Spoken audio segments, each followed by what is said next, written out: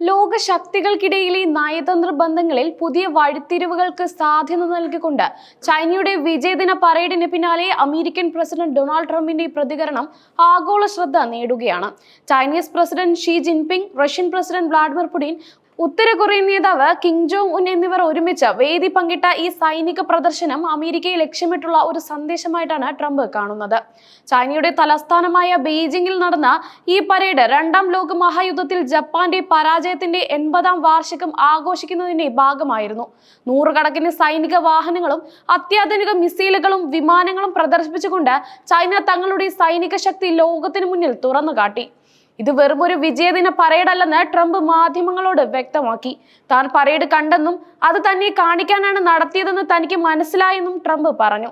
ഞാൻ കണ്ടു, അത് വളരെ ആകർഷകമായി തോന്നി. പക്ഷേ അവർ അത് ചെയ്തതിന്റെ കാരണം എനിക്ക് മനസ്സിലായി. ഞാൻ അത് കാണണമെന്ന് അവർ ആഗ്രഹിച്ചു.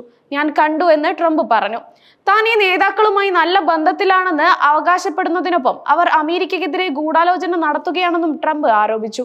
ഈ പ്രസ്താവനകൾ ലോകരാഷ്ട്രീയത്തിലെ പ്രധാന ശക്തികൾ തമ്മിലുള്ള ബന്ധം കൂടുതൽ സങ്കീർണമാക്കുന്ന എന്നതിന്റെ സൂചന നൽകുന്നു. ഈ പരേഡിൽ അമേരിക്കൻ പങ്കാളിത്തം പരാമർശിക്കാത്തതിൽ ട്രംപ് അതൃപ്തി പ്രകടിപ്പിച്ചു. രണ്ടാം ലോക മഹായുദ്ധത്തിൽ ജപ്പാനെ പരാജയപ്പെടുത്താൻ അമേരിക്ക ചൈനയ്ക്ക് നൽകിയ പിന്തുണയെക്കുറിച്ചും ട്രംപ് സംസാരിച്ചു. ചൈനയുടെ വിജയത്തിനായി നിരവധി അമേരിക്കക്കാർ രക്തം ചീന്തിയിട്ടുണ്ടെന്നും അത് ഈ പരേഡിൽ പരാമർശിക്കണമായിരുന്നു എന്നാണ് ട്രംപ് ട്രൂത്ത് സോഷ്യലിൽ കുറിച്ചത്. ചൈനയുടെ പ്രസിഡന്റ് ഷീ ജിൻപിങ് വളരെ സൗഹൃദമില്ലാത്ത ഒരു വിദേശ അധിനിവേശക്കാരനിൽ നിന്ന് സ്വാതന്ത്ര്യവും നേടിയെടുക്കാൻ സഹായിച്ച അമേരിക്കയുടെ വൻ പിന്തുണയും രക്തവും പരാമർശിക്കുമോ എന്നതാണ് ഉത്തരം ലഭിക്കേണ്ട വലിയ ചോദ്യം. വിജയത്തിനും മഹത്വത്തിനും വേണ്ടിയുള്ള ചൈനയുടെ അന്വേഷണത്തിൽ നിരവധി അമേരിക്കക്കാർ മരിച്ചു. ട്രംപ് ഇങ്ങനെ പോസ്റ്റിൽ കുറിച്ചു. കൂടുതൽ വിമർശനങ്ങളുമായി ട്രംപ് പുടിനെയും കിമ്മിനെയും പരിഹസിച്ചു. അമേരിക്കൻ ഐക്യനാടുകൾക്കെതിരെ ഗൂഢാലോചന നടത്തുമ്പോൾ വ്ളാഡിമിർ പുടിനും കിം ജോങ് ഉന്നിനും വേണ്ടി ഊഷ്മളമായ ആശംസകൾ അറിയിക്കുമോ എന്നതായിരുന്നു ട്രംപിന്റെ പോസ്റ്റ്.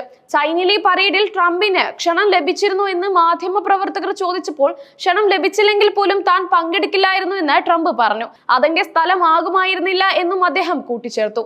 ട്രംപിന്റെ ഈ പ്രതികരണം അമേരിക്കയുടെ നിലവിലെ നയതന്ത്രപരമായ ഒറ്റപ്പെടലിന്റെ സൂചന നൽകുന്നു.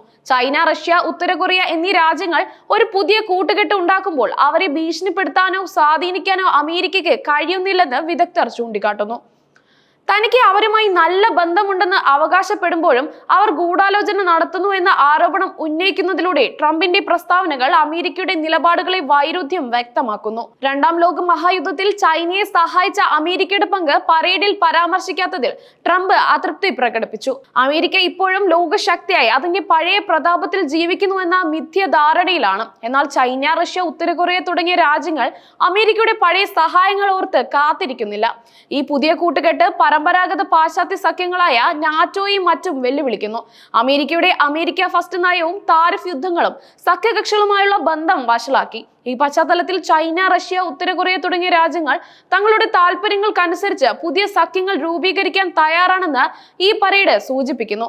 ട്രംപിന്റെ അത് ഇന്ത്യ സ്ഥലമാകുമായിരുന്നില്ല എന്ന പ്രസ്താവന ലോക നേതാക്കളുമായി സംഭാഷണത്തിൽ ഏർപ്പെടുന്നതിന് പകരം ഒറ്റപ്പെട്ട് നിൽക്കാനുള്ള അദ്ദേഹത്തിന്റെ താല്പര്യമാണ് കാണിക്കുന്നത്. ഈ നയം അമേരിക്കയെ ആഗോള രാഷ്ട്രീയത്തിൽ നിന്ന് കൂടുതൽ ഒറ്റപ്പെടുത്താൻ സാധ്യതയുണ്ട്. ഒരുപക്ഷെ ഈ മൂന്ന് നേതാക്കളും അമേരിക്കയ്ക്കെതിരെ ഗൂഢാലോചന നടത്തുന്നുവെന്ന ട്രംപിന്റെ ആരോപണം അവരുടെ വർദ്ധിച്ചു വരുന്ന ശക്തിയോടുള്ള അമേരിക്കയുടെ നിസ്സഹായതയുടെയും ആശങ്കയുടെയും പ്രതിഫലനമാണ്. പരേഡിന്റെ ചിത്രങ്ങളും ദൃശ്യങ്ങളും ലോകമെമ്പാടുമുള്ള മാധ്യമങ്ങളിൽ നിറഞ്ഞു നിന്നു. ചൈനയുടെ സൈനിക ശേഷിയുടെയും നയതന്ത്ര സ്വാധീനത്തിന്റെയും ഈ പ്രദർശനം ലോകശക്തികൾക്കിടയിലെ അധികാര സന്തുലിതാവസ്ഥയിൽ മാറ്റം വരുത്തുമോ എന്ന ചോദ്യം ഉയർത്തുന്നു.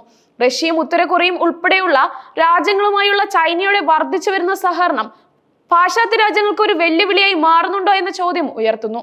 ഈ പുതിയ സാഹചര്യത്തിൽ ട്രംപിന്റെ പ്രതികരണം അമേരിക്കയുടെ നിലപാടുകൾക്ക് കൂടുതൽ വ്യക്തത നൽകുന്നതായി വിലയിരുത്തപ്പെടുന്നു. ആഗോള രാഷ്ട്രീയത്തിലെ പ്രധാന ശക്തികൾ തമ്മിലുള്ള ബന്ധം കൂടുതൽ സങ്കീർണമാകുന്നു എന്നതിന്റെ സൂചനകളാണ് ഈ സംഭവ വികാസങ്ങൾ നൽകുന്നത്. പരേഡിന്റെ പശ്ചാത്തലത്തിൽ ചൈനീസ് പ്രസിഡന്റ് ഷീ ജിൻപിങ് നടത്തിയ പ്രസംഗവും ശ്രദ്ധേയമായിരുന്നു. സമാധാനം, സഹകരണം എന്നിവയെക്കുറിച്ച് അദ്ദേഹം സംസാരിച്ചപ്പോഴും ഒരു ഭീഷണിയും ചൈന ഭയപ്പെടില്ല എന്ന മുന്നറിയിപ്പും നൽകി. അവസാനമായി ട്രംപിന്റെ ഈ പ്രസ്താവനകൾ ആഗോള രാഷ്ട്രീയത്തിൽ എത്രത്തോളം ചലനങ്ങൾ ഉണ്ടാക്കുമെന്ന് വരും ദിവസങ്ങളിൽ കണ്ടറിയാം.